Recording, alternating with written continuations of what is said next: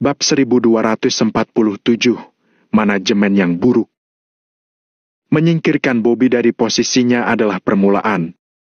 Saat waktunya tiba dan lebih stabil, Valentino pasti akan membuat perubahan besar di distrik komersial Reverso. Dia akan lebih tenang saat menggunakan orang-orangnya sendiri. Kemudian, Wiryandi menyiapkan banyak data untuk menjelaskan pada Valentino tentang status tempat mereka saat ini. Valentino kurang tertarik, jadi dia menyerahkan semuanya pada Addison, sementara dia sendiri naik lift ke atap gedung. Bangunan 30 lantai ini tingginya hampir 100 meter. Berdiri di sini, membuat Valentino merasa seperti berdiri di atas awan.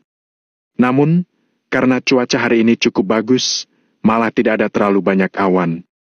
Gedung pusat manajemen terletak di pusat distrik komersial Reverso. Gedung ini adalah yang tertinggi di seluruh wilayah distrik.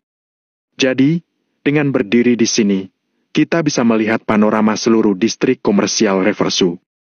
Valentino berdiri di tepi atap sambil memandang pejalan kaki yang terlihat kecil seperti semut. Setelah itu, dia melihat pemandangan jauh ke depan dan membuatnya merasa seperti sedang berada di puncak gunung dan melihat gunung-gunung kecil. Lihatlah! Valentino merentangkan tangannya dan menunjuk distrik komersial di sekitarnya. Jackson dan Almo juga berdiri di tepi atap dan memandang pemandangan distrik. Ini semua adalah hasil dari yang kita perjuangkan, ujar Valentino setengah bercanda. Awalnya mereka semua tercengang, tapi kemudian mereka tersenyum. Di sisi lain, setelah Jackson melihat sekeliling, pandangannya jatuh pada wilayah di sebelah kiri. Pak Jackson, jangan melihat ke sana. Kita belum mengalahkan area itu, ujar Valentino dengan serius. Hahaha. Semua orang jadi tertawa terbahak-bahak. Sekarang, mereka merasa semakin dekat satu sama lain. Bahkan Almo saja merasa bangga. Pasti akan bisa kita dapatkan, kata Almo tulus dari lubuk hatinya. Ya, pasti bisa. Beberapa orang mengangguk setuju. Saat Valentino hendak mengeluarkan ponselnya untuk mengambil foto, masuklah sebuah telepon. Dari Amelia. Valentino mengernyit, lalu menolak panggilan itu.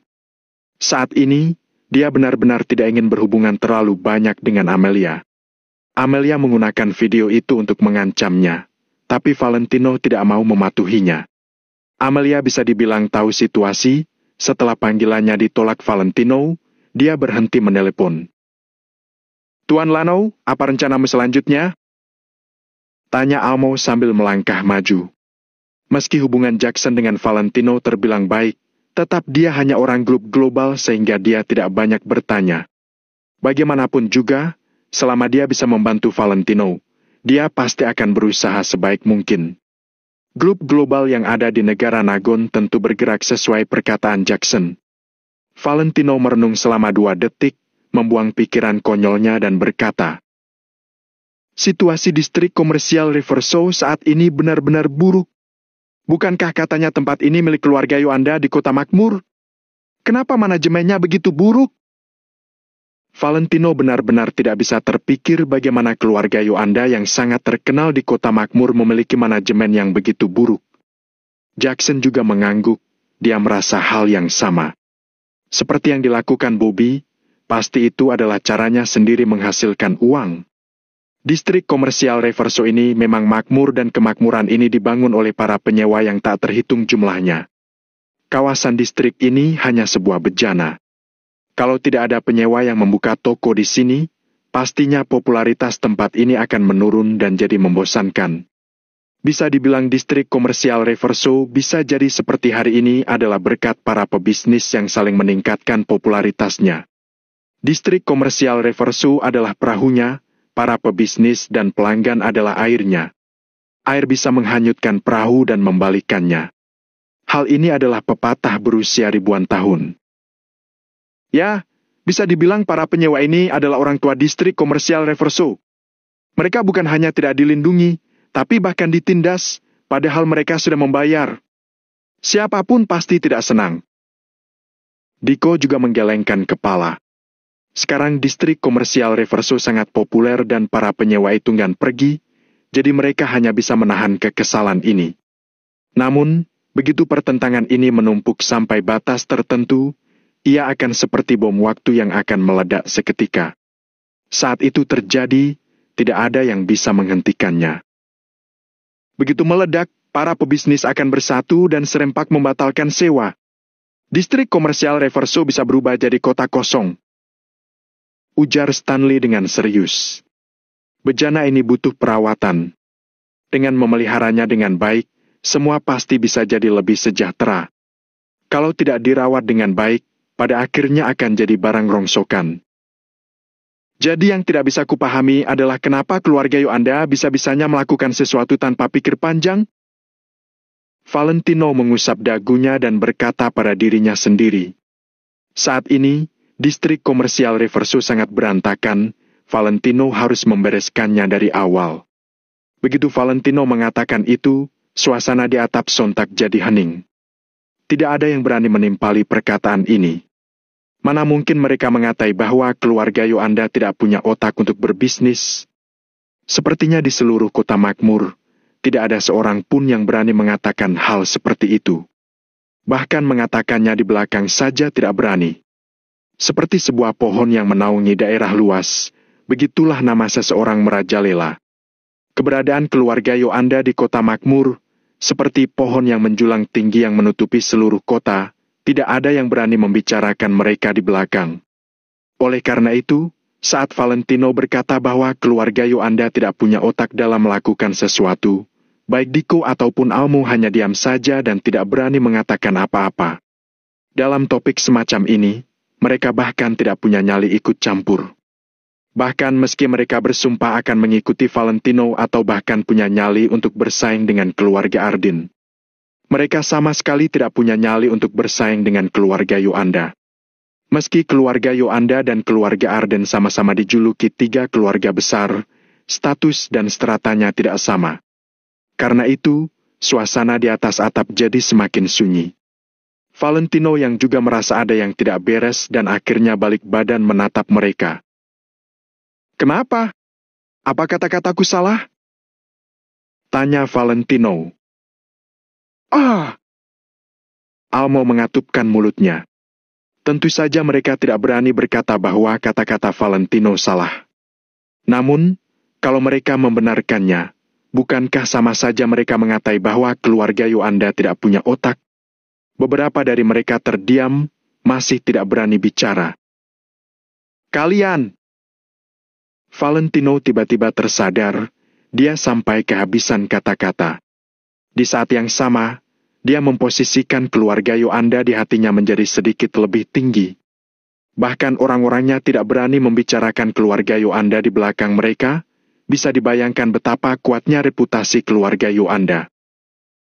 Tuan Lano, sebenarnya bukan karena manajemen yang buruk keluarga Yoanda, tapi karena keluarga Yoanda itu sangat sensitif. Waktu Almo angkat bicara, dia mengangkat kedua tinjunya, menunjukkan rasa hormat yang mendalam. Fokus mereka bukan pada bisnis, jadi sepertinya mereka jarang mendengar opini tentang hal ini. Hal ini menyebabkan Wiriandi jadi pemain tunggal, dia seorang yang mengendalikan segalanya, para pegawai di gedung manajemen itu semua orang-orangnya sendiri.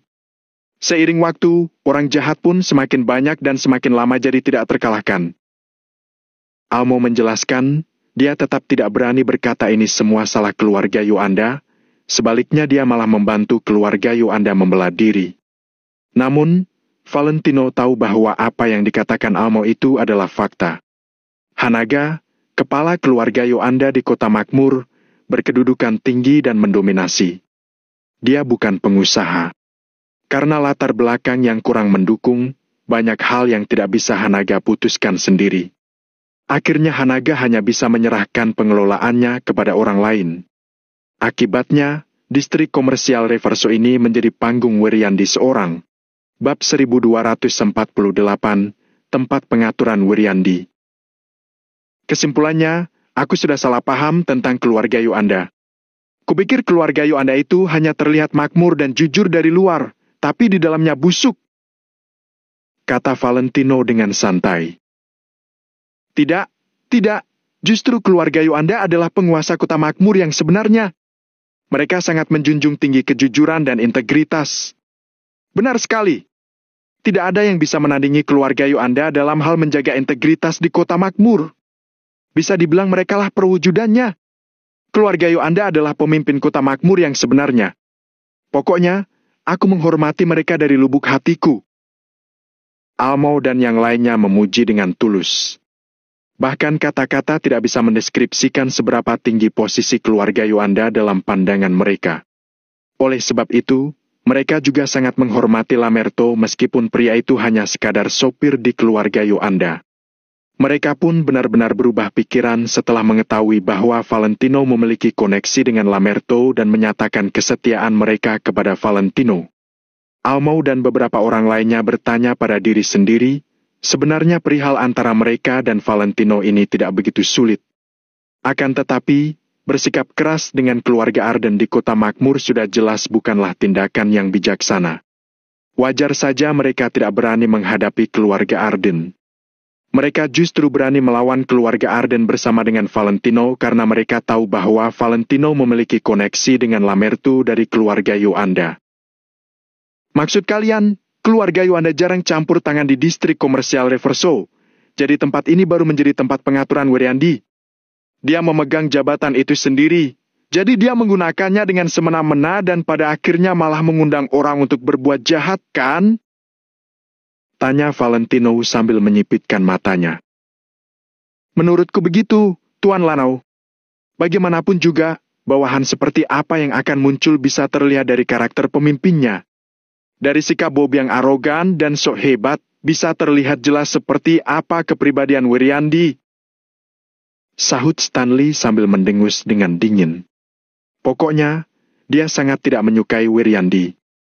Almo, Diko, dan Jackson juga sependapat. Mereka tentu memiliki daya penglihatan yang bagus. Mereka bukanlah anak muda yang baru saja masuk ke masyarakat, melainkan orang tua yang sudah puluhan tahun berada di kota makmur. Kalau begitu, kita bahas nanti saja setelah kita sudah mengambil alih sepenuhnya dan kondisi sudah menjadi stabil. Saat ini, kalian tidak memiliki kemampuan yang cukup dalam bidang bisnis ini, sementara setiap karyawan di bagian manajemen memiliki tugasnya masing-masing dan tidak bisa diberikan pekerjaan lainnya. Kita tidak bisa sembarangan menempatkan mereka di posisi lain. Jadi, aku baru akan membuat perubahan besar untuk mereka setelah kalian benar-benar sudah memahami seluruh proses manajemen distrik komersial Reverso. Hal pertama yang akan kita lakukan adalah memecat Wiriandi. Ujar Valentino membuat rencana sambil mendengus dengan dingin. Almo dan yang lainnya langsung mengangguk. Mereka merasa bersemangat dengan rencana Valentino. Dari kata-kata Valentino, sepertinya Valentino memang ingin menyerahkan distrik komersial Reverso kepada mereka. Jadi, bohong jika mengatakan mereka tidak merasa bersemangat. Valentino menatap Jackson lagi dan bertanya, Tuan Jackson, grup global kan juga terlibat dalam berbagai bidang bisnis. Apa kalian memiliki toko di sini? Jackson menggelengkan kepalanya sambil tersenyum dengan pahit. Aku memang mau, tapi bisnis dagang itu seperti medan perang. Ada banyak sekali pesaing lokal di kota makmur. Aku kesulitan untuk masuk karena mereka menghalangiku. Begitu aku akhirnya mendapat kesempatan, aku pada akhirnya tidak setuju karena harga yang diminta di sini terlalu tinggi. Jawab Jackson dengan nada yang tidak berdaya. Grup global adalah grup multinasional dengan nilai pasar sebesar 200 triliun. Akan tetapi, orang kaya sekalipun tidak bisa menang dari penguasa lokal. Oleh sebab itu, grup global bahkan tidak dapat memasuki area komersial kota makmur. Tidak masalah. Mulai hari ini, grup global dapat masuk kapanpun yang kamu inginkan. Kita tidak akan menyewakan tempat yang paling makmur, tapi akan kita berikan kepada kalian. Kata Valentino dengan nada yang sombong sambil mengibaskan tangannya. Baiklah. Terima kasih, Tuan Lanau. Tuan Lanau berani sekali. Wah, imbalannya pasti besar sekali. Hahaha. Semua orang tertawa dengan senang ketika mereka mendengar kata-kata itu. Berikan uangnya padaku, kata Valentino dengan serius. Apa? Semua orang sontak tercengang. Padahal dilihat dari kesombongan Valentino barusan, jelas-jelas dia memberikannya secara gratis. Apa? Tentu saja harus berikan uangnya kepadaku. Mana mungkin kuberikan secara gratis? Valentino melirik beberapa orang itu dan bergumam dengan suara pelan. Aku masih harus menabung untuk membeli susu putriku. Hahaha. Baiklah, baiklah. Akan kami berikan. Pasti kami berikan. Semua orang tertawa terbahak-bahak lagi. Valentino mengobrol sebentar dengan yang lainnya, lalu berjalan turun bersama. Setiap kali Almau dan yang lainnya menjalin kontak dengan Valentino, mereka semakin merasa bahwa mereka mungkin telah membuat pilihan yang tepat kali ini. Valentino memang masih muda, bahkan beberapa orang menganggapnya sebagai anak bawang. Akan tetapi, perbuatan, gagasan dan kata-katanya sangat tidak sesuai dengan usianya. Dia bisa membahas urusan nasional dengan lugas, membicarakan tentang menggabungkan kekuatan-kekuatan besar di penjuru negara dan mengutarakan rencana yang sangat detail. Kehebatan Valentino ini membuat orang-orang mengaguminya secara tulus. Ketika mereka semua turun, Addison secara kebetulan keluar bersama Wiriandi. Namun, Valentino dengan tajam menyadari bahwa ekspresi Addison tampak sedikit tidak enak dilihat. Akan tetapi, dia tidak bertanya apa-apa dan hanya berjalan menghampiri Addison. Oh, Tuan Lanau, urusan Anda sudah selesai? Ayo, kita makan bersama. Silakan, silakan. Wiriandi menyambut Valentino sambil tersenyum. Namun, sikapnya ini membuat Almau dan yang lainnya mengernyit. Karena Wiriandi ini sepertinya menganggap dirinya sendiri sebagai tuan rumah. Seolah-olah dia adalah pemilik di sini. Valentino melambaikan tangannya dan menolak. Lain kali saja kita makannya. Aku masih ada urusan hari ini. Akan tetapi, Wiriandi tetap mengajak Valentino dengan ramah. Ya, ampun, Tuan Lanau. Jarang-jarang sekali, kan, kita bisa berkumpul. Ayolah. Lain kali saja, aku yang traktir. Bagaimanapun juga, akulah bosnya di sini. Manajer Wiriandi sudah bekerja keras demi aku, jadi sudah sewajarnya aku memberimu imbalan. Valentino menyipitkan matanya dan mengatakannya dengan maksud tersirat. Dia menyatakan otoritasnya hanya dalam satu kalimat itu. Wiriandi tercengang saat mendengarnya, tapi dia buru-buru tersenyum dan berkata, Baiklah, tentu saja. Setelah itu, Wiriandi mengantar Valentino dan yang lainnya pergi sambil menatap sekelompok orang itu berjalan menjauh. Begitu sosok Valentino dan yang lainnya sudah tidak terlihat lagi, senyuman di wajah Wiriandi pun seketika menghilang. Ekspresinya yang berubah dengan sangat cepat itu sampai membuat sekretaris di sebelahnya terdiam. Monyet benar-benar disebut raja saat harimau tidak ada di tempat. Omong kosong macam apa itu? Kalau kamu adalah pemiliknya di sini, lalu aku ini apa? Gerutu Wiriandi sambil mendengus dingin. Biasanya, perkataan Wiriandi adalah aturan yang harus dipatuhi di distrik komersial Reverso ini. Segalanya terjadi sesuai dengan perkataannya. Bisa dibilang, Wiriandilah yang menjadi raja di distrik komersial Reverso. Keluarga Yoanda tidak peduli dengan urusan di sini karena mereka hanya datang untuk memeriksa laporan keuangan setiap bulannya. Oleh sebab itu, tidak ada yang bisa mengendalikan Wiriandi. Akan tetapi, sekarang situasinya sudah berubah. Karena Valentino sudah mengambil alih distrik komersial ini, dia pasti akan sering datang ke sini. Bagaimanapun juga, status keluarga Yoanda itu sesuatu yang hebat dan Valentino adalah seorang pengusaha. Dengan begitu, distrik komersial Reverso tidak memiliki keterkaitan apapun dengan Wiriandi. Pak Wiriandi, bukankah keluarga Yoanda bilang kita harus sepenuhnya bekerja sama dengan bos yang baru? Bisik sekretaris di sebelah Wiriandi. Kata-kata ini diucapkan sendiri oleh Lamertu saat dia datang dan meminta kehadiran semua karyawan dalam rapat. Lalu, pihak bawah selalu memiliki cara untuk mengelak dari peraturan pihak atas. Penguasa di lapangan tidak akan bisa dibelenggu oleh perintah dari atasannya. Bab 1249, pertempuran terakhir. Satu hal lagi yang harus kamu ingat, orang itu harus selalu membuat kemajuan. Aku berhak memilih jalanku sendiri. Sorot dingin berkilat di mata Wiriandi.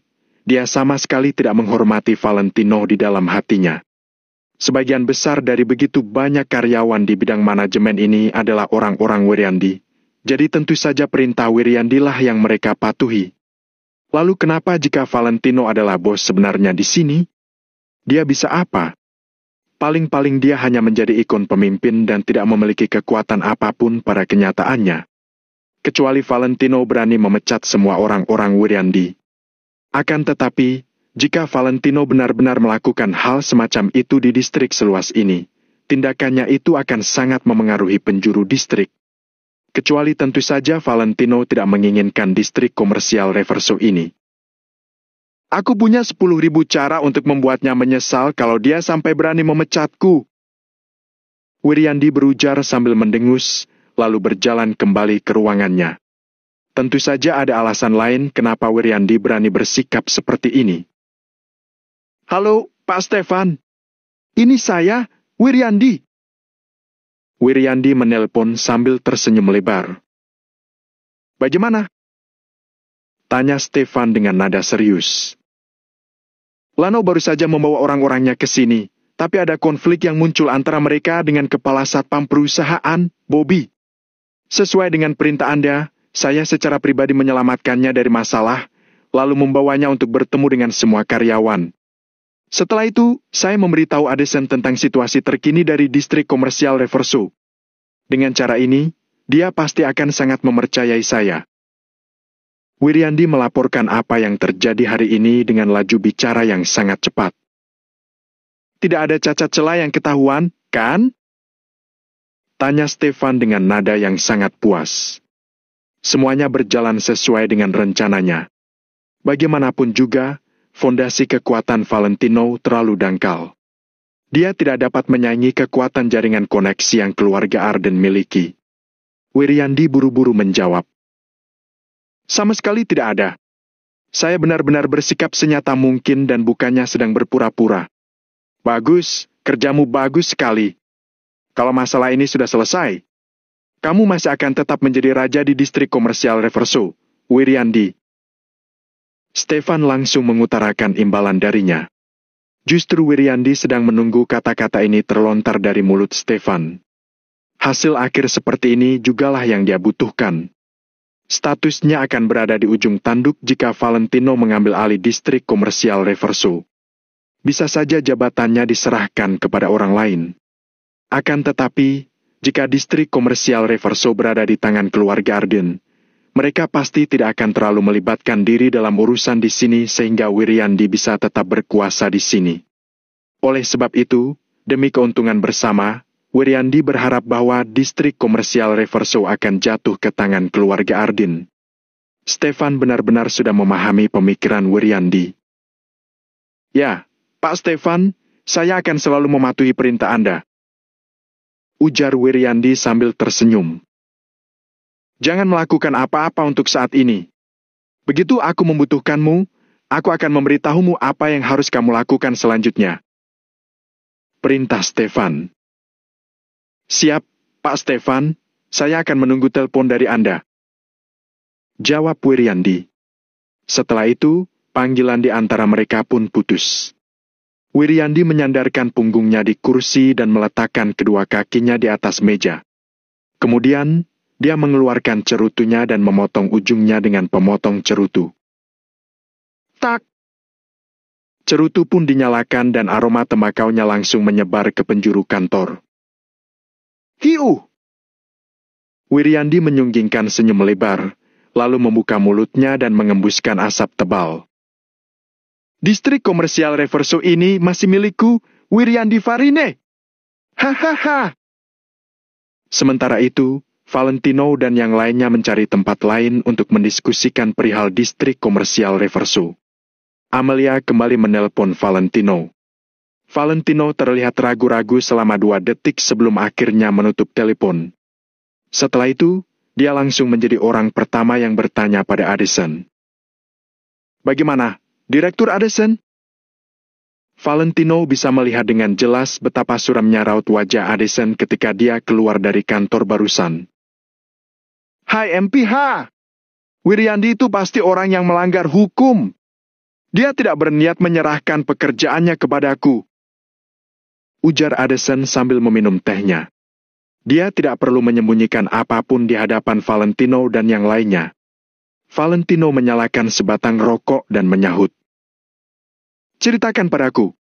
Dia pikir aku, Addison Finley, adalah orang yang tidak mengerti masalah bisnis? Semua kata-katanya adalah bualan semata dan hanya ada sedikit informasi berguna di dalamnya. Dia juga sama sekali tidak mengatakan informasi inti dari distrik komersial Reverso. Semua ucapannya omong kosong. Addison melaporkan apa yang terjadi di dalam ruangan kantor dengan jujur. Oh, sahut Valentino singkat. Dia mengangguk-angguk, kelihatannya tidak terlalu terkejut. Jika posisinya diganti oleh orang lain, tentu saja dia juga tidak akan merasa senang jika seseorang tiba-tiba diutus untuk mengambil alih pekerjaannya di saat selama ini dia adalah satu-satunya orang yang berkuasa. Akan tetapi, ini adalah Valentino. Pilihannya hanya ada dua, mematuhinya atau menyingkir. Tahan saja untuk 2 hari ini.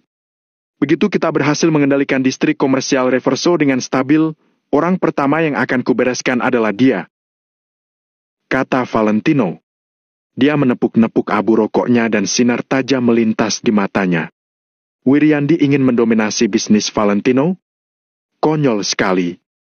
Wiryandi tidak akan mampu menghentikan Valentino, entah dia menggunakan cara orang lain atau caranya sendiri. Almau dan yang lainnya berdiskusi tentang rencana distrik komersial Reverso untuk waktu yang lama. Setelah diskusi mereka selesai, Valentino pun mematikan puntung rokoknya. Kalau kita ingin benar-benar mengambil alih distrik komersial Reverso, kemungkinan kita harus memenangkan pertarungan. Pertempuran ini mungkin juga adalah pertempuran terakhirku di Kota Makmur, jadi kita tidak boleh sampai kalah. Valentino mengetukkan jarinya di atas meja dengan ekspresi yang terlihat sangat serius. Pertarungan terakhir di Kota Makmur. Siapa yang akan menjadi mangsa dan siapa yang akan menjadi pemburunya masih belum ketahuan. Segalanya tidak ada yang pasti di dunia ini, siapapun bisa menjadi tumbalnya. Tuan Valentino, aku pasti akan menanti dengan sabar dan mengerahkan seluruh kemampuanku. Semua orang menjawab dengan serempak karena mereka betul apa saja untung dan ruginya. Pukul 4 sore. Valentino sedang sendirian. Dia pun menelpon Angel dan bertanya tentang situasi di kota Neo. Sama seperti Valentino, Angel juga lebih suka mengabarkan hal-hal yang baik saja. Oleh sebab itu, Valentino juga tidak berharap kalau istrinya akan berkata jujur padanya. Sudah pasti, saat ini Arvin dan yang lainnya sedang menghadapi tekanan yang besar. Asosiasi Valentino Empire pasti sedang menderita kekalahan bertubi-tubi karena mereka harus berhadapan dengan kekuatan keluarga Wijaya dari kota Kama ditambah dengan aliansi milik keluarga Arden. Namun, hari-hari yang sulit ini akan segera berakhir. Konflik dengan keluarga Arden ini akan menjadi pertempuran terakhir. Jika Valentino menang, posisinya di Kota Makmur akan berkembang dengan pesat dan dia akan memimpin asosiasi Valentino Empire untuk mengumandangkan kemenangannya.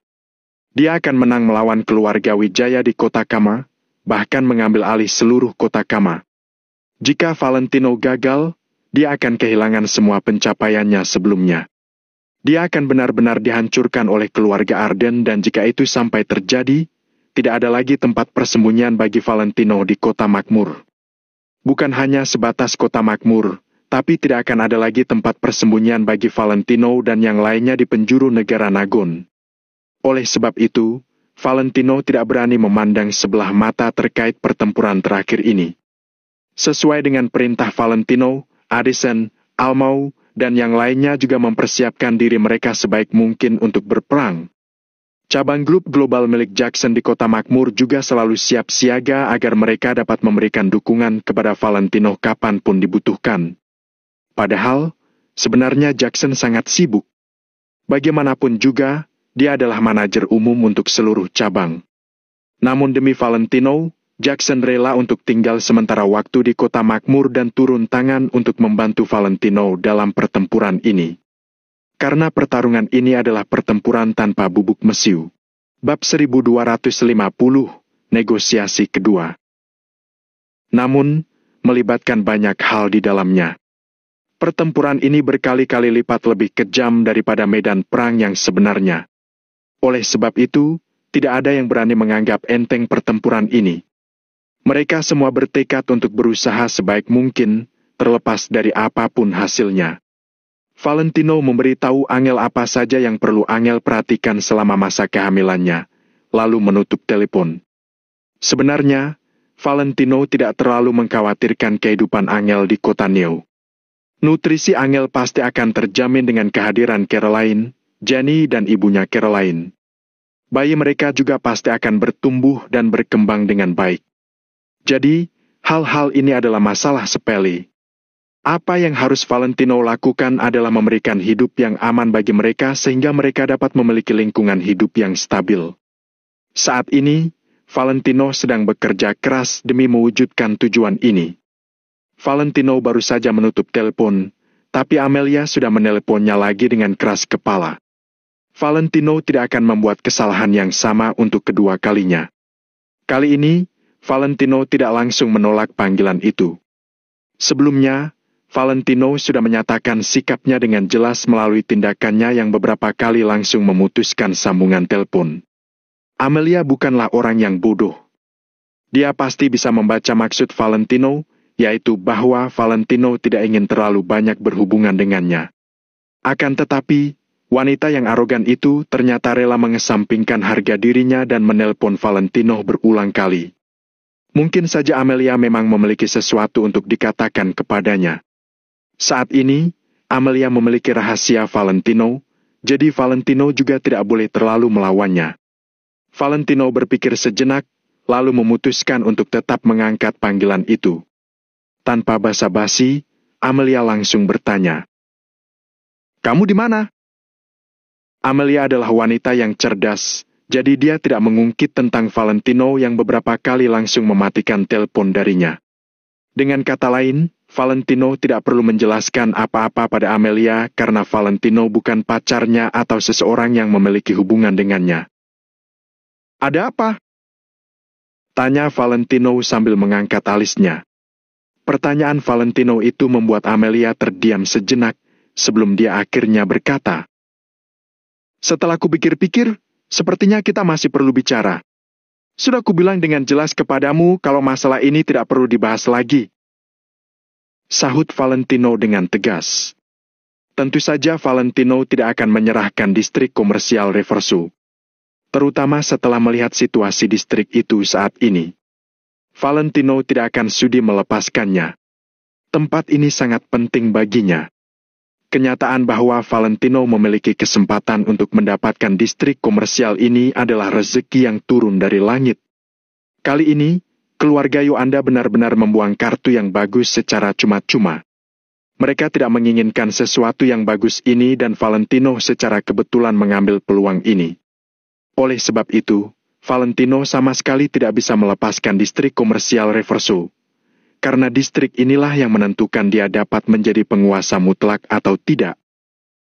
"Kamu sudah menolak di saat kamu belum mendengar apa yang akan kukatakan?" tanya Amelia dengan nada suara yang terdengar agak kecewa. Akan tetapi, Valentino sama sekali tidak merasa tergerak. Tidak ada gejolak perasaan apapun dalam hatinya. "Aku tidak perlu mendengarkanmu. Biar kukatakan lagi, kamu tidak usah berharap bisa mendapatkan distrik komersial Reverso. Mulai sekarang, tempat itu akan menjadi milikku dan hanya milikku seorang," kata Valentino dengan tidak sabaran sambil mengernyit. Dia benar-benar tidak mengerti bagaimana Amelia yang sombong bisa berubah menjadi seperti ini. Amelia terdiam sejenak, lalu akhirnya menghela napas dan berkata, "Aku tidak menginginkan distrik komersial Reverso. Ada hal lain yang ingin kubicarakan denganmu. Aku tidak punya waktu," sahut Valentino dengan cepat dan dia pun hendak mematikan telepon. "Valentino, kamu pikir aku tidak berani menyerahkan videonya?" tanya Amelia. Dia sedang terburu-buru, jadi dia langsung memanggil nama Valentino. Tindakan Amelia itu tidak mengejutkan Valentino. Wajar saja jika Amelia tahu identitas aslinya karena Valentino sendiri sudah terbuka dengan Stefan. Akan tetapi, Valentino menjadi agak ragu setelah mendengar kata-kata Amelia. Sejujurnya, Valentino sangat takut. Karena Amelia tahu bahwa semua yang Valentino miliki akan tamat begitu dia menyerahkan video itu. Oleh sebab itu, Valentino pun tidak jadi memutuskan sambungan teleponnya. Valentino bertanya dengan nada serius. "Kamu mau apa? Ayo kita bertemu dan membicarakannya lagi. Kirimkan lokasimu kepadaku, biar aku yang menjemputmu." Begitu Amelia selesai berbicara, dia langsung menutup telepon. Valentino meletakkan ponselnya dengan perlahan dan merasa kebingungan. Ternyata Amelia ingin bertemu dengannya untuk melakukan negosiasi kedua.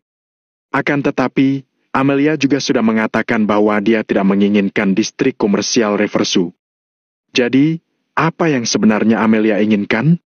Kenapa wanita itu tidak menyerahkan saja video itu dan memalsukan kematiannya? Meski merasa kebingungan, Valentino tetap mengirimkan alamat kepada Amelia. Sekitar 10 menit kemudian, terdengarlah bunyi raungan keras mobil sport dari bawah gedung hotel. Valentino melihat melalui jendela dan ternyata mobil sport yang datang itu adalah Ferrari berwarna merah. Mobil itu dicat merah dan kelihatan sangat mengilat. Logo kuda pacu yang sedang mengangkat kaki depannya juga sangat menarik perhatian. Mobil itu dirawat dengan sangat baik. Ada kilau seperti lilin pada permukaan atasnya dan sepertinya ada lapisan lain pada bodi mobil yang tidak kasat mata. Tidak seperti Valentino yang mengemudikan mobil seperti sedang mengendarai sepeda dan selalu meninggalkan mobilnya di sembarang tempat, sehingga setelah itu bisa saja dia tidak menemukan mobilnya ada di mana. Begitu mobil Ferrari itu berhenti, banyak orang segera berhenti untuk memandanginya. Ada pula yang menunjuk-nunjuk mobil itu dan bahkan ada juga yang mengeluarkan ponsel mereka untuk berfoto. Meskipun kota makmur adalah kota dengan ekonomi yang sangat berkembang, tetap saja mobil mewah dengan harga hampir 20 miliar semacam ini masih relatif jarang ditemui.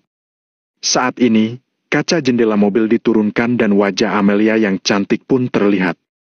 Wajahnya dirias dengan tipis sebagai pemanis, tapi riasan ini justru menambahkan kesan feminin padanya. Dengan kata lain, Amelia terlihat seperti seorang wanita yang sangat anggun. Dia terlihat cantik, mulai dari gaya rambut, riasan wajah, hingga anting-anting yang dia kenakan.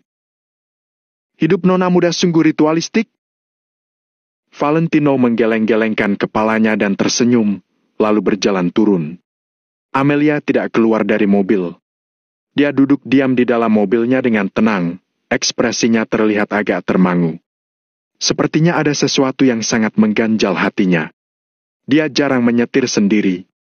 Lebih tepatnya, dia jarang keluar rumah untuk bertemu orang. Amelia memiliki aura sombong yang natural karena sejak kecil, dia sudah dikenal sebagai anak genius di kota makmur. Oleh sebab itu, dia tidak mau berhubungan dengan para generasi kedua kota makmur dan tidak tertarik untuk bergabung ke dalam lingkaran pergaulan mereka. Hanya Valentino yang bisa membuatnya pergi atas kemauannya sendiri. Mau kemana? Valentino berjalan keluar dari hotel dengan pakaian santai yang sederhana seperti pakaian rumah. Valentino memasukkan tangannya ke sakunya dan bahkan mengenakan sepasang sandal sekali pakai dari hotel. Penampilannya itu bisa dideskripsikan dalam 2 kata, orang kampungan. Rupanya sangat bertolak belakang dengan Amelia yang tampil cantik. Amelia melirik Valentino dan bertanya dengan heran. "Kamu sengaja melakukan ini, ya?" Padahal Amelia sangat serius saat berbicara di telepon tadi, tapi Valentino malah berjalan keluar hanya dengan mengenakan sandal. Valentino pasti sengaja menyulut amarah Amelia, kan? Orang dari keluarga miskin mana mungkin layak untuk putri kesayangan keluarga Arden? Tidak usah bersikap sok. Valentino pun memanfaatkan keadaan dan masuk ke kursi di samping pengemudi. Dia menyentuh bagian dalam mobil sport dan berdecak dengan kagum. "Mobil ini bagus sekali." Amelia menatap Valentino dengan kebingungan. Bibirnya yang diwarnai dengan lipstik berwarna lembut pun terbuka, tapi dia tidak mengatakan apa-apa. Sosok Valentino hari ini lagi-lagi memberikan pemahaman baru bagi Amelia. Bab 1251, wanita berdandan untuk menyenangkan orang yang dia sukai. Bagaimana mengatakannya, ya? Pada saat ini, Valentino seperti orang tak berguna dari dunia persilatan, tampak sinis dan cuek terhadap segalanya. Dia seperti bajingan tak berhati. Bajingan! Amelia bergumam, lalu menyalakan mobil dan melaju ke kejauhan. Valentino berpura-pura tidak mendengarnya, meraba-raba untuk waktu yang lama, lalu mengeluarkan sebatang rokok. Amelia melirik Valentino dari samping saat mengemudi dan merasa kehabisan kata-kata. Segala sesuatu tentang mobil ini bagus, tapi joknya tidak bagus. Joknya menindih rokokku. Valentino mengeluh, lalu meluruskan rokoknya dengan hati-hati dan mengulurkan tangan untuk mengeluarkan korek api. Kenapa kamu tidak bilang kalau kamu sendiri yang menindihnya? Amelia tidak bisa menahan diri dan langsung membalas Valentino. Valentino tersenyum main-main, tidak membela diri, hanya menyalakan rokok dengan bunyi gemerincing. Tidak pernah ada pria yang pernah merokok di mobilku, kata Amelia dengan dingin sambil membuka kap mesin. Sebenarnya, yang ingin Amelia katakan dalam hatinya adalah tidak ada pria yang pernah naik mobilnya. Kalau begitu aku merasa cukup terhormat. Valentino mengangguk dengan sungguh-sungguh, lalu menyesap rokok lagi. Amelia akhirnya mengerti, Valentino sengaja membuatnya merasa jijik. Memikirkan ini, Amelia menggertakkan giginya. Semakin Valentino bersikap seperti ini, dia semakin tidak mau pergi. Kamu tidak bisa menyetir, kan? Valentino melihat ke area pengemudi sambil merokok. Kebetulan Valentino melihat kaki Amelia yang ramping, panjang dan sangat proporsional di bawah balutan stoking hitam. Rasanya membuat orang ingin menyentuhnya. Valentino sedikit tercengang melihat pakaian Amelia hari ini. Amelia yang mulia dan elegan kenapa terlihat sangat seksi hari ini? Tidak hanya riasan, pakaiannya juga begitu terbuka.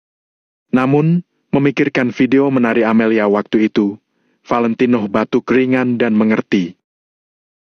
Siapa bilang aku tidak bisa menyetir? Amelia agak tersipu sambil memegang setir dengan pura-pura serius. Valentino tersenyum ringan. Sepatu hak tinggi? Amelia tertegun sejenak, lalu terdiam sebentar sebelum menjawab dengan jujur. Kurang lebih, sepatu bot hak tinggi. Valentino menggaruk kepalanya, lalu menjentikan puntung rokok sambil berkata, aku saja, aku tidak punya kebiasaan menyerahkan hidupku ke tangan orang lain. Amelia berpikir sejenak, tapi tidak menolak. Mengemudi dengan sepatu hak tinggi memang benar-benar merepotkan. Selain itu, dia jarang mengemudi.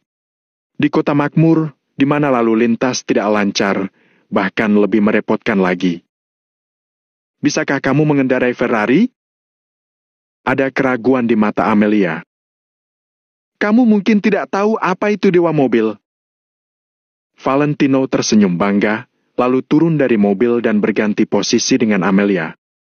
Kali ini, pakaian Amelia hari ini terlihat jelas oleh Valentino. Semakin dilihat, Amelia semakin seksi dan cantik. Ditambah dengan riasan tipis yang halus, membuat Amelia terlihat seperti wanita cantik dalam lukisan. Pakaianmu hari ini bagus. Valentino melihat ke depan, kemudian menyalakan Ferrari dan melaju pergi. Wanita berdandan untuk menyenangkan orang yang dia sukai. Amelia duduk di kursi samping kemudi, lalu mengenakan sabuk pengamannya dengan patuh. Valentino tercengang ketika mendengar itu, hatinya terasa goyah. Amelia datang menemuinya dengan berdandan, kemudian berkata kalau wanita berdandan untuk menyenangkan orang yang disukainya. Bukankah itu artinya, demi Valentino, Amelia baru? Aku mau berkencan malam ini. Detik berikutnya, Amelia mengatakan kalimat yang menghilangkan angan-angan Valentino. Ah, begitu. Valentino merasa lega. Amelia melihat wajah samping Valentino, lalu menghela napas pelan dan melihat keluar jendela. Lihat, setir mobil itu seperti ini. Valentino memutar setir Ferrari dengan satu tangan sambil menginjak pedal gas dengan kakinya yang mengenakan sandal. Mobil itu melaju seperti kuda liar. Tidak peduli seberapa padatnya jalanan, Valentino selalu dapat menemukan tempat menyalip dengan akurat. Amelia memperhatikan Valentino yang dengan fleksibel dan terampil mengendalikan mobil, tiba-tiba teringat kalau seseorang telah mengatakan sesuatu padanya. Menyalip mobil saat melihat celah itu bukan kemampuan, kuncinya jangan sampai menabrak kendaraan lain saat melihat celah, itulah kemampuan. Sekarang Valentino, yang memiliki kemampuan seperti itu, memang sangat hebat. Oke, Dewa Mobil Lano, aku tahu kamu hebat, ayo kembali. Kata Amelia pelan. Kembali kemana? Valentino baru saja mulai menyetir Ferrari, dia masih belum puas. Tempat yang aku pesan, kamu sudah melewatinya. Amelia kehabisan kata-kata dalam hatinya. Valentino batuk untuk menyembunyikan rasa malunya, lalu berbalik. Amelia duduk di kursi samping kemudi dengan kedua kaki berdekatan, bahkan di dalam mobil, dia mempertahankan postur duduk yang anggun. Dalam hatinya, dia tiba-tiba menyukai perasaan ini. Terakhir kali bertemu Valentino, mereka sangat serius karena bagaimanapun juga, mereka berjuang untuk kepentingan mereka masing-masing. Namun kali ini, sikap mengolok-olok Valentino membuat Amelia merasa lebih santai, dia juga tidak akan menahan diri lagi. Jika bukan karena kepentingan kita berbeda, mungkin kita bisa menjadi teman. Amelia bergumam pada dirinya sendiri. Namun, dia segera mencemooh pikirannya sendiri. Dia, Amelia, tidak butuh teman. Dalam ruangan yang tenang. Katakan, ada apa? Cepat katakan, jangan tunda kencanmu malam ini. Kata Valentino setelah menyesap teh. Amelia melirik Valentino sambil bertanya. Apakah kamu tidak penasaran kenapa aku tidak mempublikasikan bukti video? Tidak penasaran. Kamu orang yang pintar, bukan? Valentino tersenyum main-main. Implikasinya adalah jika Amelia benar-benar mempublikasikannya, berarti dia bodoh. Jangan provokasi aku, tidak berguna. Aku tidak pernah melakukan sesuatu karena kata-kata orang. Amelia terdiam, lalu mendengus. Kalau begitu, aku juga mau kamu untuk menyingkirkan kesombonganmu. Itu juga tidak berguna pada aku. Balas Valentino dengan tenang. Amelia terdiam ketika mendengar itu, menundukkan kepalanya selama beberapa detik, kemudian mengangkat kepalanya perlahan. Bisakah aku melihat wajahmu? Valentino langsung tercengang. Wajah biasa yang mengenakan topeng tidak menunjukkan apa-apa, tapi matanya malah penuh kecurigaan. Tidak ada maksud lain, aku hanya ingin bernegosiasi terus terang denganmu. Apakah menurutmu pantas untuk bernegosiasi dengan memakai topeng? Kurasa itu tidak cukup tulus. Amelia menatap Valentino selama beberapa detik, lalu melihat keluar jendela. Valentino ragu-ragu selama beberapa detik, lalu mengulurkan tangan, meraih ujung topeng dan melepaskannya. Saat topeng dilepas, dia benar-benar lega dan sangat nyaman. Jika bukan karena situasinya, siapa yang mau hidup dengan topeng sepanjang hari? Tatapan Amelia berpindah, matanya tertuju pada wajah Valentino. Alis tajam, mata yang bersinar dan dalam, meskipun tidak terlalu tampan, tapi terlihat sangat jantan. Para artis pria tampan di TV terlihat memesona, seperti wanita. Namun, Valentino tidak, dia terlihat sangat alami, sangat maskulin dan sangat jantan. Selain itu, dia juga sangat menarik. Bab 1252, menggunakan rencana musuh untuk melawan musuh. Sangat tampan. Amelia telah hidup selama bertahun-tahun. Ini adalah pertama kalinya dia memuji seorang pria karena tampan. Amelia, yang awalnya memiliki perasaan khusus untuk Valentino, merasakan riak di hatinya setelah melihat penampilan Valentino yang sebenarnya. Terima kasih. Valentino menundukkan kepalanya, lalu menyesap teh dan berkata, sekarang sudah bisa negosiasi, mulailah. Sebelum kita mulai negosiasi, aku harus memberitahumu, jangan berpikir untuk mengancamku dengan pembunuhan. Kamu tidak tahu, ya? Aku membunuh 6 orang lagi tadi malam. Valentino tersenyum main-main.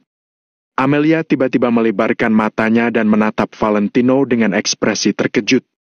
Pria di depannya adalah seorang pembunuh. Awalnya, Amelia seharusnya menjaga jarak dari Valentino, tapi entah kenapa, dia malah sama sekali tidak dapat membenci Valentino. Amelia terdiam selama 10 detik sebelum bertanya. Kelak kamu akan melawan keluarga Arden, kan? Kita lihat saja perbuatan keluarga Arden. Jawab Valentino setelah jeda. Aku pikir kamu pasti akan berurusan dengan keluarga Arden. Amelia mencondongkan tubuh ke depan dengan aura mencekam. Amelia seperti sedang menginterogasi tahanan. Namun, Valentino tidak terpengaruh sedikit pun, dia hanya menjawab dengan cuek. Kamu bilang iya, ya, iya. Aku harap apapun posisimu, kamu tidak berurusan dengan keluarga Arden. Amelia menyatakan rencananya. Sebenarnya saat ini dalam hatinya, Amelia benar-benar tidak terlalu memikirkannya. Dia hanya tidak mau berdiri di sisi yang berlawanan dari Valentino. Dia bahkan tidak tahu bagaimana perasaannya sendiri. Valentino tidak terburu-buru menjawab, hanya mengambil kunci Ferrari di tangannya dan memainkannya dengan santai. Aku hanya punya satu syarat itu, aku bersedia menghapus video yang aku rekam. Amelia mengeluarkan ponselnya sambil mengatakan itu. Di depan Valentino, dia memutar video Valentino membunuh Crazy Bull. Ekspresi Valentino sedikit membeku, video ini memang harus dihapus. Amelia tidak mempublikasikannya sekarang, bukan berarti dia tidak akan mempublikasikannya di masa depan. Bagaimana? Selama kamu berjanji padaku kalau kamu tidak akan berurusan dengan keluarga Arden di masa depan, aku akan menghapus videonya. Mulai sekarang, urusan masa lalu kita selesai. Amelia menggigit bibir merahnya dan mengulangi permintaannya. Valentino tenggelam dalam pikirannya. Sejujurnya, dalam konfrontasi dengan keluarga Arden, Valentino benar-benar tidak memiliki keyakinan di dalam hatinya. Oleh karena itu, bukan karena dia mau berurusan dengan keluarga Arden, tapi lebih tepatnya, keluarga Arden tidak membiarkannya bergerak. Kemudian, dia tidak ada pilihan selain pergi ke keluarga Arden dan bersikeras melawan mereka. Sebenarnya, Valentino tidak mau membuat keributan di kota makmur. Dia ingin bertemu dengan keluarga Arden dengan lancar setelah tiba di kota makmur. Setelah bertemu dengan Stefan, Stefan juga bisa menyetujui permintaannya, membatalkan bantuannya kepada Timothy dan yang lainnya. Namun, keluarga Arden tidak melakukannya.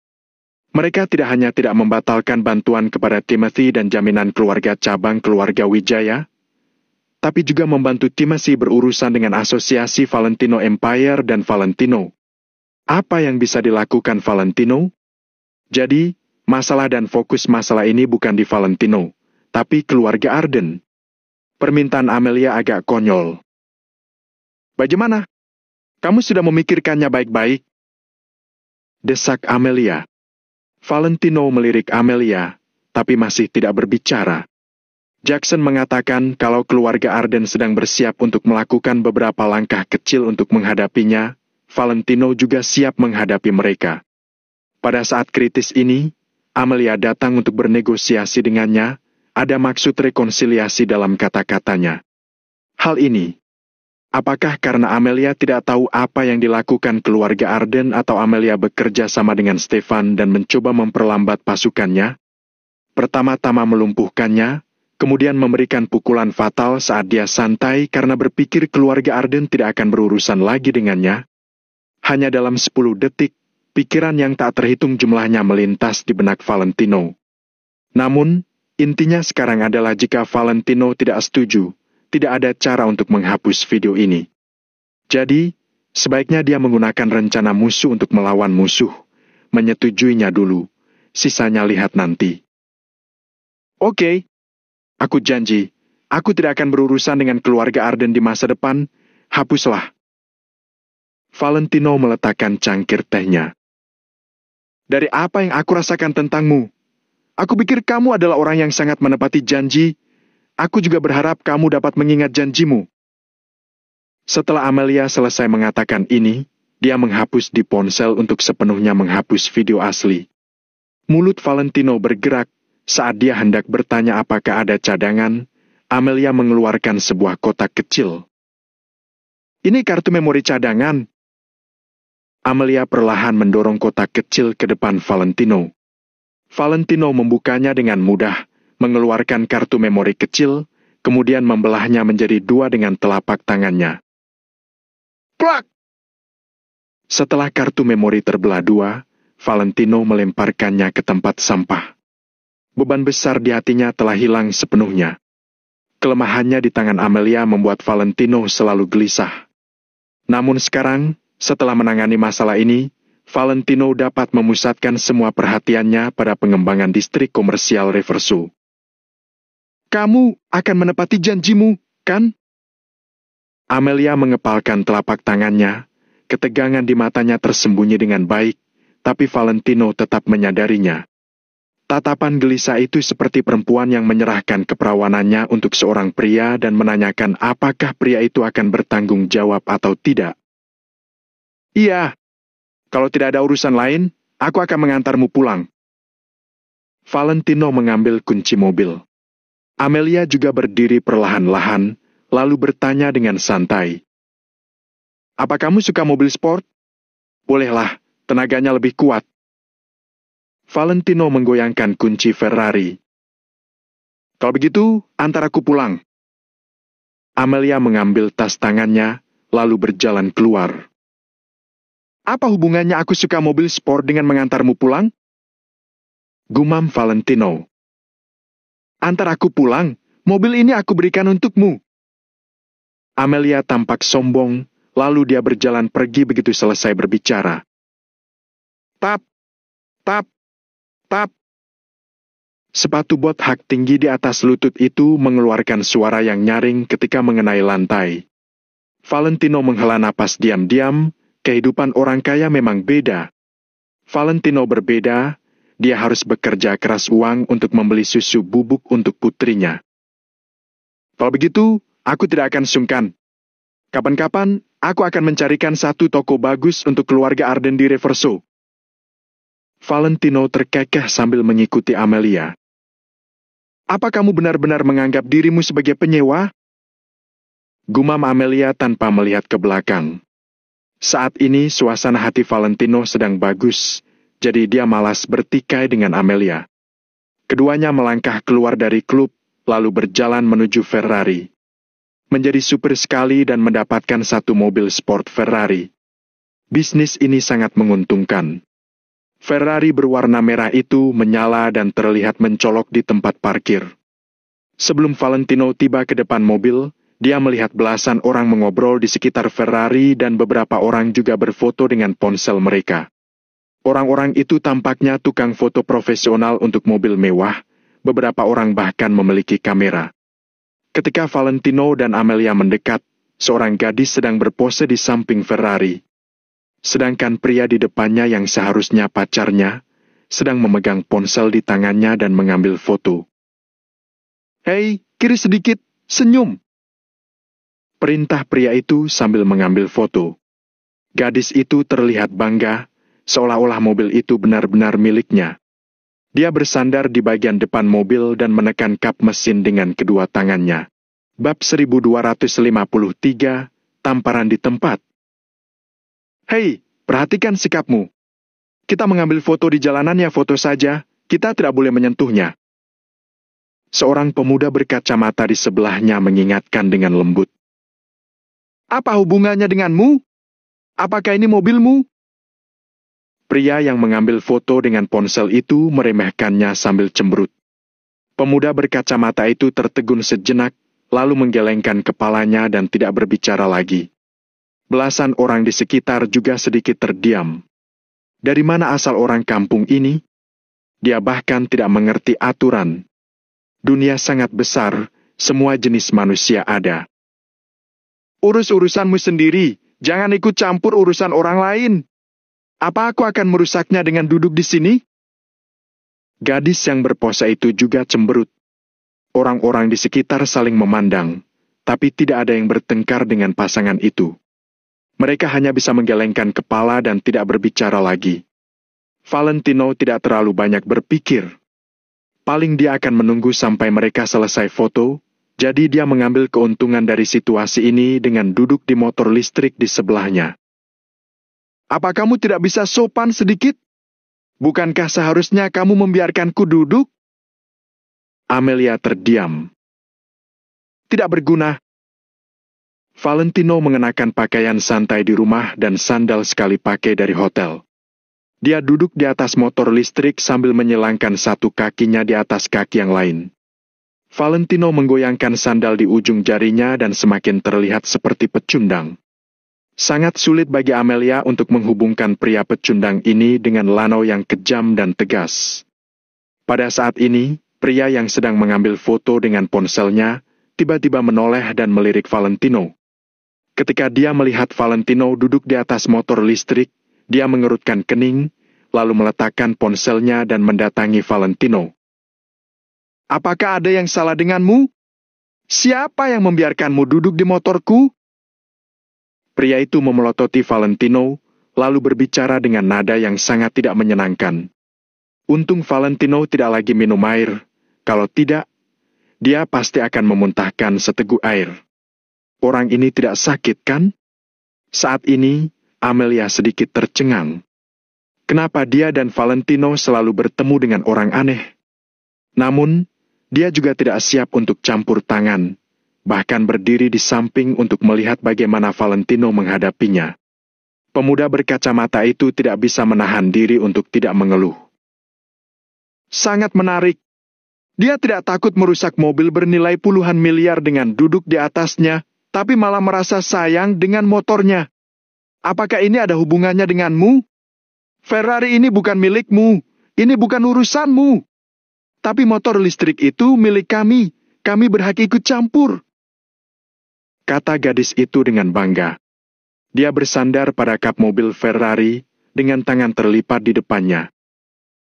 Sudah dengar belum? Masih tidak mau berdiri? Dasar miskin.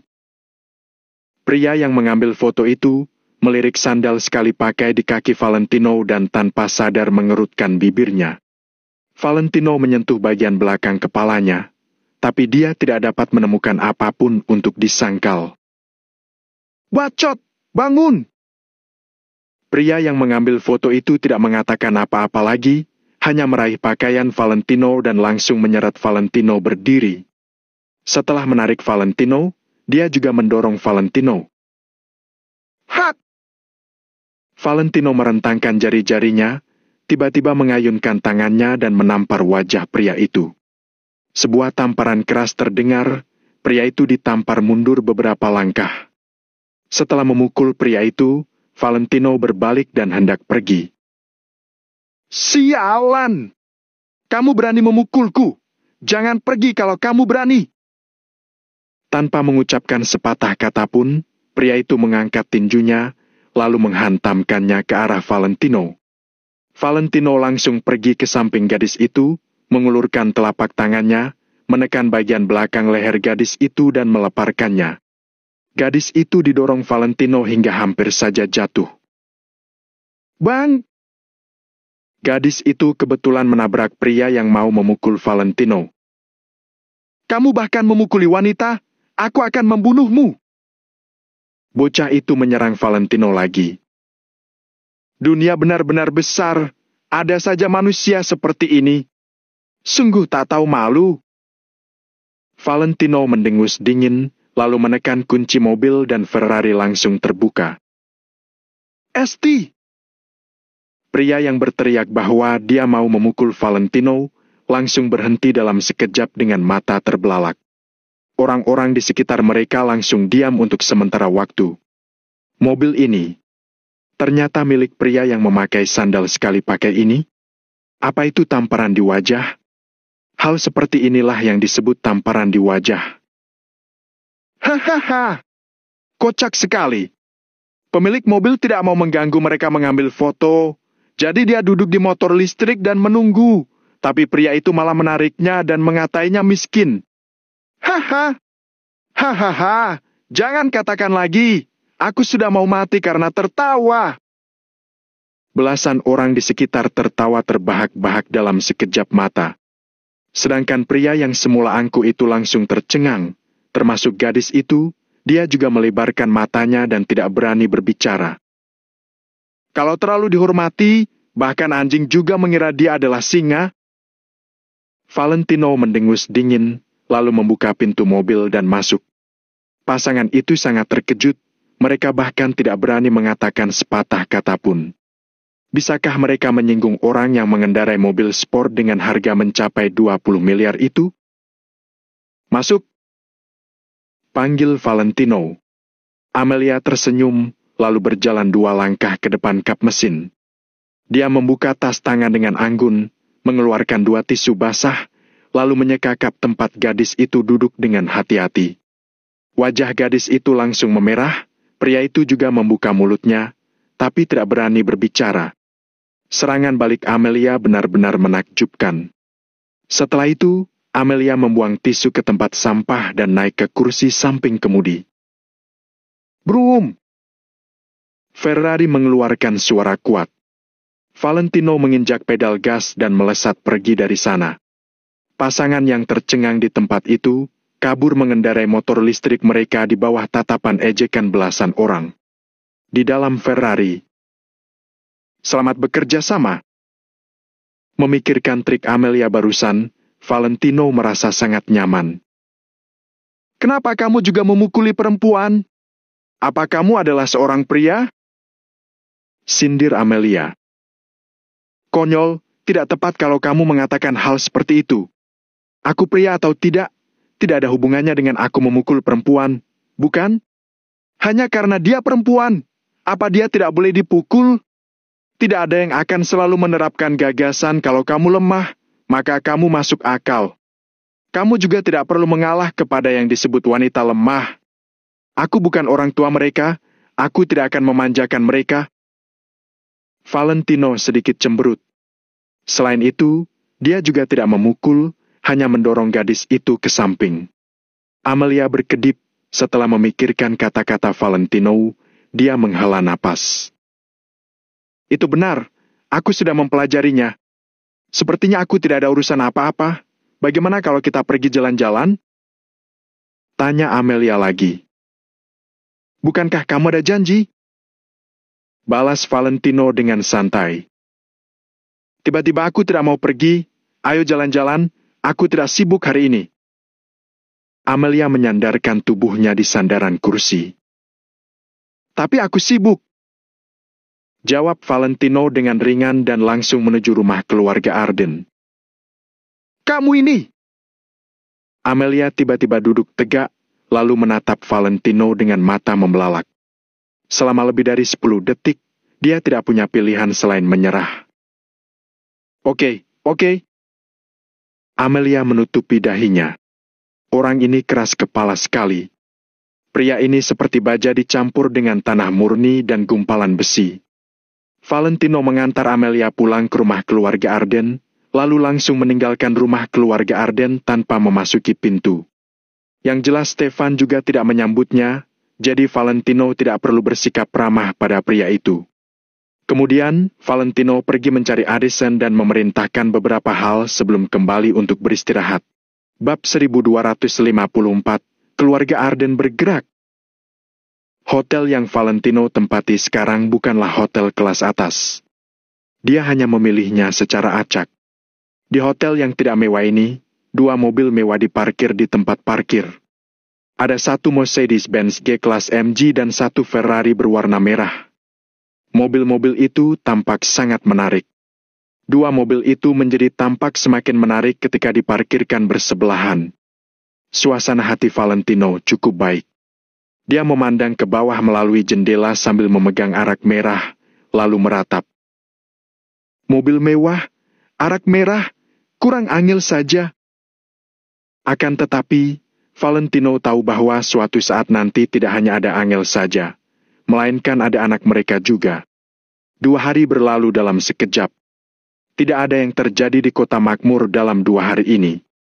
Hari ini, setelah Valentino bangun, dia masih belum mendapat kabar apapun. Kota makmur masih tentram dan situasi distrik komersial Reverso juga stabil, semuanya tampak harmonis.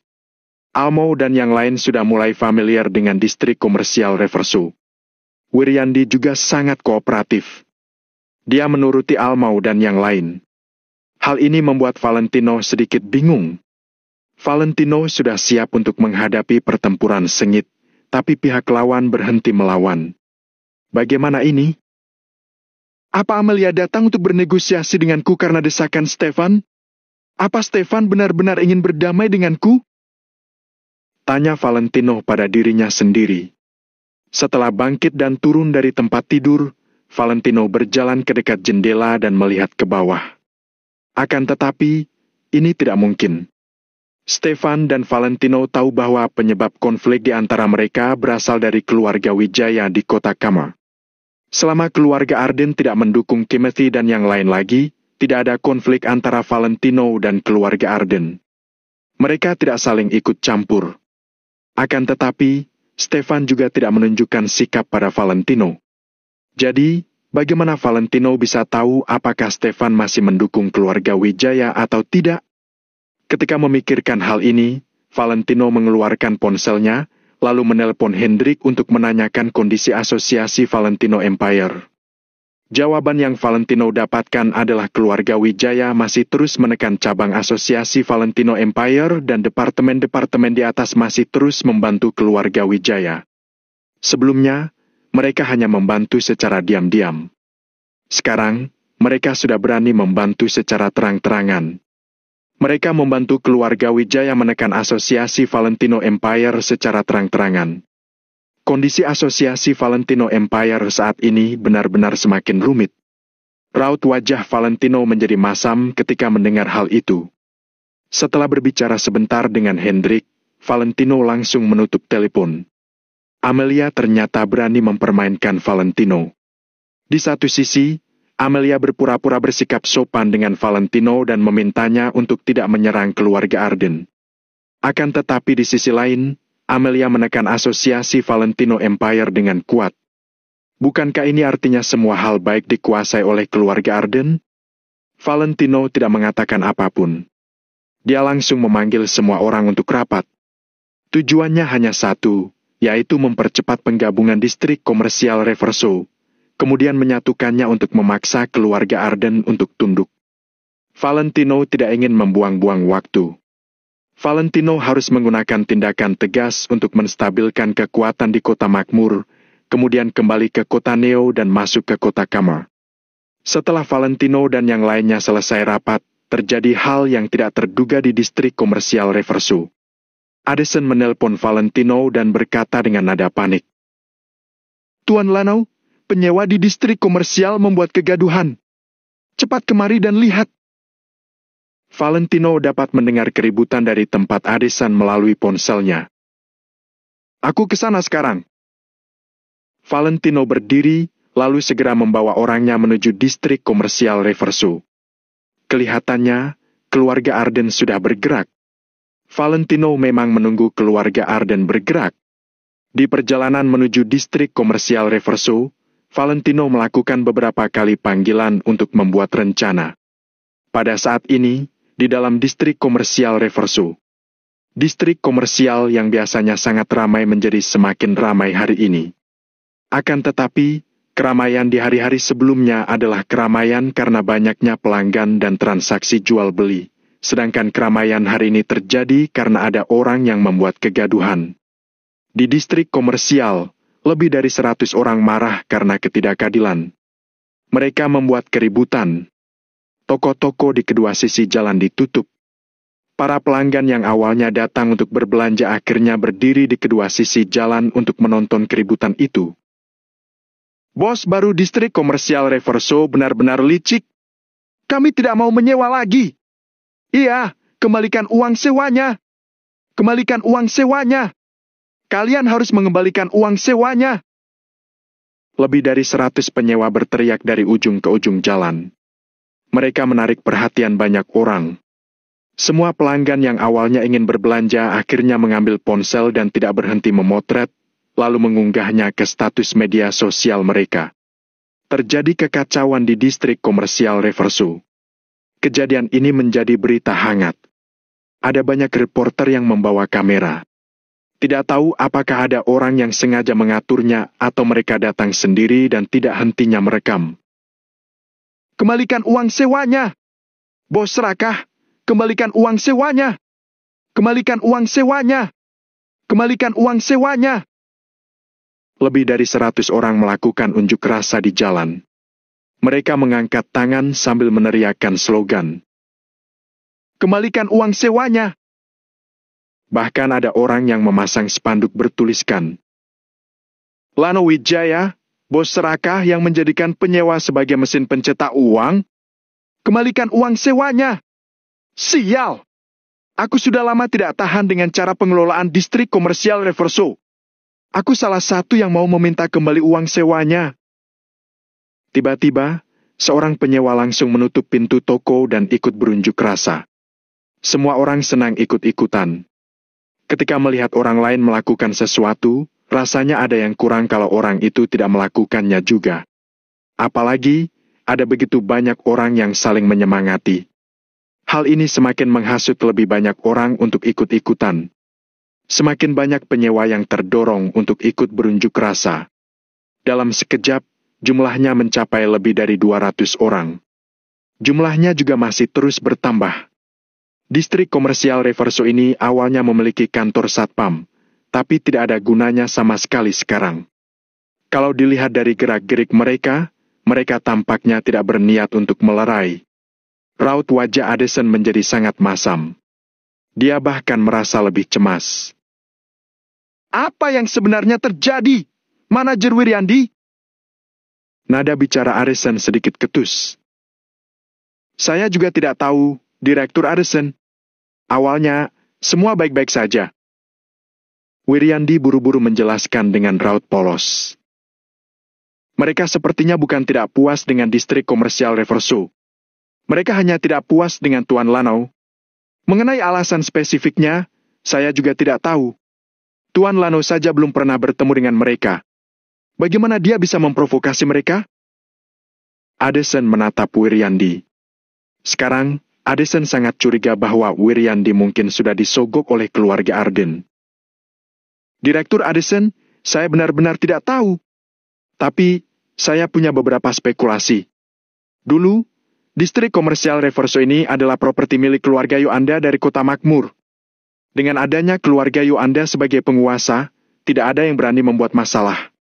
Para penyewa ini juga tidak berani menyinggung keluarga Yuanda. Tapi sekarang, Tuan Valentino begitu muda, dia juga tidak punya banyak pengalaman di Kota Makmur. Intinya, semua ini karena kemampuan Tuan Lano untuk menekan mereka tidak cukup. Ucap Wiryandi dengan penuh arti. Maksudmu, Tuan Lano tidak layak menjadi pemilik distrik komersial? Raut wajah Addison menjadi semakin masam. Direktur Addison, bukan itu maksudku, tapi... Wiryandi tersenyum tipis dan menjawab dengan datar. Mungkin ini juga alasannya. Kamu!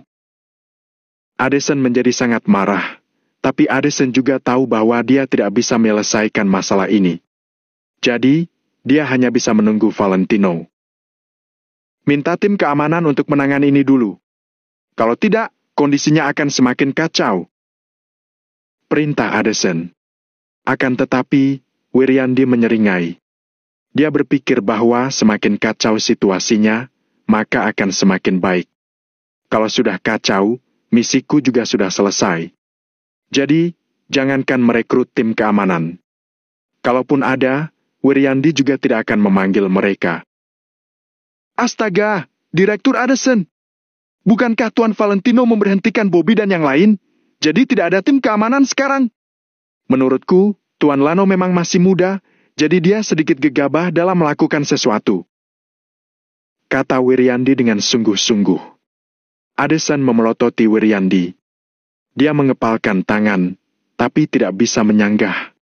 Saat ini, suara deru mesin mobil terdengar di kejauhan. Iring-iringan mobil yang berbaris memanjang melaju dengan sangat cepat. Bab 1255, Fitnah. Banyak orang tercengang ketika melihat iring-iringan mobil ini. Mobil-mobil ini merupakan milik Departemen Pengawasan Pasar. Departemen ini menempati jajaran atas yang bertugas dalam mengatur tempat-tempat seperti kawasan usaha dan sejenisnya. Sangat berkuasa. Namun, setelah iring-iringan mobil ini memasuki distrik komersial Reverso, mereka sama sekali tidak berniat datang untuk mengatasi kekacauan, melainkan menyaksikannya dari kejauhan. Hal-hal seperti ini bukanlah urusan mereka, tugas mereka hanyalah datang membawa Valentino pergi untuk diselidiki. Habislah sudah. Addison membelalak, kedua matanya mengatakan segalanya. Kini satu persatu orang jahat berdatangan. Distrik komersial Reverso tampak seperti tempat yang berbahaya. Kalau Valentino sampai berani datang, dia pasti akan langsung dibawa pergi. Saat itu, keluarga Arden akan menuduh Valentino sembarangan. Kalaupun Valentino tidak mati, dia pasti akan dipenjara. Bruk! Perang! Tiba-tiba, seorang penyewa memecahkan pintu kaca, lalu berteriak. Aku tidak akan menyewa lagi. Apa yang kamu lakukan? Addison benar-benar sudah tidak tahan. Memangnya kenapa? Ini tokoku dan aku sudah membayar sewa. Akulah yang membeli pintu kaca ini. Kalau aku memecahkannya, aku sendiri yang rugi. Apa urusannya denganmu? Penyewa itu terdengar sangat marah. Dia adalah petugas pengawas baru di distrik komersial Reverso. Kenaikan harga sewa pasti ada hubungannya dengan dia. Ayo kita hajar saja dia! Teriak seseorang di kerumunan. Gerap! Gerap! Gerap!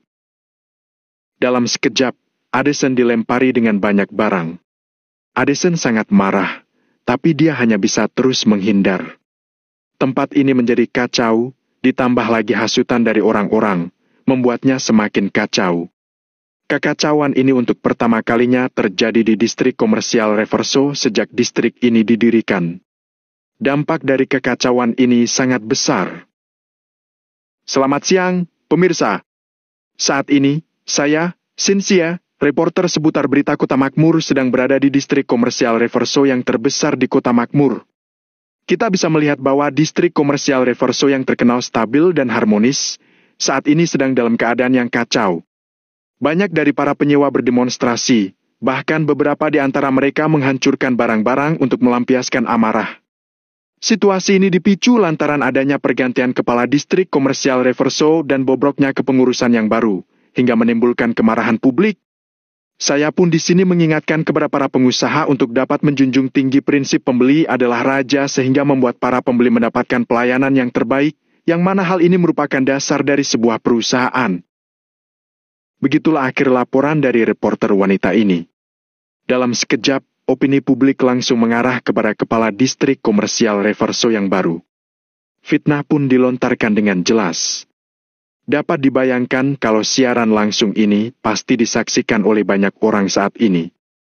Orang-orang yang tidak mengetahui situasi ini, ditambah lagi dengan berita yang disampaikan Sinsi membuat publik semakin marah dan memiliki kesan yang sangat buruk terhadap distrik komersial Reverso. Bukan hanya soal mereka, tapi yang terpenting adalah para petinggi. Apa yang para petinggi itu butuhkan? Kestabilan. Kestabilan dan harmonisasi merupakan dua hal yang para petinggi inginkan. Namun sekarang, begitu distrik komersial Reverso diserahkan ke tanganmu, kamu malah membuatnya menjadi kacau. Apalagi yang kamu lakukan? Kalau masalah ini tidak ditangani dengan benar, dikhawatirkan akan memberikan dampak yang fatal pada distrik komersial Reverso. Nanti, begitu para petinggi marah, mungkin mereka akan langsung menarik kembali kepemilikan Valentino. Serangan dari keluarga Arden ini terlihat sangat jelas. Tidak ada satupun yang menyangka kalau keluarga Arden akan searogan ini begitu turun tangan. Kuncinya adalah, mereka sama sekali tidak menggerakkan satupun tentara keluarga Arden, tapi dapat dengan mudah menghabisi nyawa seseorang dengan bantuan orang lain. Mungkin saja saat ini Stefan sedang duduk santai di rumah sambil menyaksikan siaran TV. Beginilah kekuatan keluarga Arden di kota makmur. Sungguh sangat mengerikan. Bisa dibilang, distrik komersial Reverso sedang naik daun di kota makmur hari ini. Namun, tidak ada satupun pemimpin perusahaan yang menyangka kalau distrik komersial Reverso akan terkenal dengan reputasi yang buruk seperti ini. Semua orang pun tahu kalau ada banyak departemen yang sedang mengawasi distrik komersial Reverso saat ini. Termasuk di dalamnya, Departemen Pengawasan Pasar dan banyak departemen terkait lainnya. Saat ini mereka sedang menunggu kekacauan berakhir untuk kemudian dapat memvonis Valentino dengan tuduhan. Semuanya tergantung pada apakah Valentino dapat menyelesaikan masalah ini atau tidak. Saat ini, di kediaman keluarga Arden, rupanya Stefan sedang duduk di depan TV, meminum teh sambil menyaksikan siaran TV dengan santai. Distrik komersial Reverso sedang disiarkan secara langsung saat ini. Sungguh sangat ramai. Stefan meneguk teh, lalu tertawa terbahak-bahak. Betapa nikmatnya menyaksikan kekacauan dari atas sambil menunggu keuntungan yang akan datang. Tuan, kali ini Lano pasti akan mati, kata sopir Stefan. Sopir Stefan yang melakukan semua ini. Kalaupun tidak mati, dia pasti akan dikuliti. Cibir Stefan dengan hati yang sangat senang. Bukankah Lano andal? Tanpa bergantung dengan keluarga Arden pun, Lano masih bisa berkarir, kan? Mengambil alih 3 keluarga kecil untuk kepentingan dirinya. Lantas, kenapa dia masih saja bersaing dengan keluarga Arden untuk memperebutkan distrik komersial Reverso? Aku penasaran, bagaimana Lano akan menyelesaikannya kali ini. Omong-omong, kenapa Lano masih juga belum muncul? Stefan bertanya sambil mengupas kacang, lalu memakannya. Kalau sampai Lano berani datang, aku khawatir dia akan langsung dipukul sampai mati. Aku sudah mengatur banyak orang untuk mengacaukan situasi dengan sengaja. Ketika amarah publik memuncak, maka tidak akan ada satupun yang tahu siapa dalang di balik kematian Lano. Lagi pula, ini insiden massal, Anda pun tahu itu. Sopir Stefan tersenyum, nada bicaranya terdengar sangat percaya diri. Kalau dia tidak muncul, bagaimana? Stefan merenung. Bagus kalau dia tidak muncul. Kalau sebagai seorang kepala distrik komersial yang baru, dia tidak berani menampakkan diri ke depan publik setelah terjadi masalah sebesar ini, bayangkan apa yang akan para petinggi lakukan kepadanya nanti? Sopir Stefan tampak tidak peduli.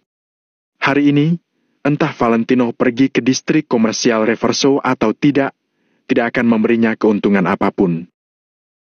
Lihatlah orang-orang ini, mereka bertingkah seolah Lano menyinggung mereka. Stefan menunjuk ke arah TV, lalu bertanya. Apa yang kamu katakan pada mereka hingga membuat mereka begitu patuh? Tuan, sebenarnya aku tidak mengatakan yang macam-macam, tapi mereka sudah langsung setuju. Gimana ya caraku mengatakannya? Wiryandi benar-benar sangat kejam, hingga membuat para penyewa merasa sangat tersinggung. Mereka sama sekali tidak sedang berpura-pura, melainkan marah sungguhan. Menaikkan harga sewa dengan sesuka hati, bersikap kasar kepada para penyewa, semua ini adalah ulah Wiryandi, jadi aku merasa. Kata sopir Stefan. Begitu banyak penyewa marah, karena mereka telah memendam amarah ketika distrik komersial masih dikelola oleh Wiryandi, juga amarah yang terus mereka pupuk sedikit demi sedikit. Peran keluarga Arden hanyalah untuk menyalakan sumbu dan menyulut amarah yang telah mereka pendam selama bertahun-tahun. Ditambah lagi hasutan beberapa orang, membuat amarah mereka meledak. Hasilnya bahkan tidak terbayangkan oleh Stefan. Aku paham maksudmu. Tunggu sampai kita mengambil alih distrik komersial Reverso. Akan kupastikan Wiryandi tidak akan selamat. Stefan tersenyum dingin. Apal arti seorang Wiryandi di mata seseorang yang pandai dalam memainkan kekuasaan?